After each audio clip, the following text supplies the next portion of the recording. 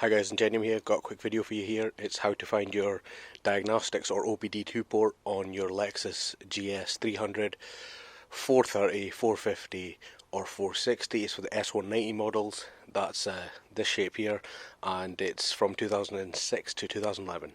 So this is for right hand drive cars. So it might be the same on left hand drive cars, but this is definitely for right hand drive cars. So if you open your driver's side seat, excuse the mess, find the brake pedal. And then if you come up from the brake pedal, just there, you'll see there's a little cover on the OBD2 port itself. If you just remove that, I'll just point to it just so you know where it is. It's that there. If you just remove that,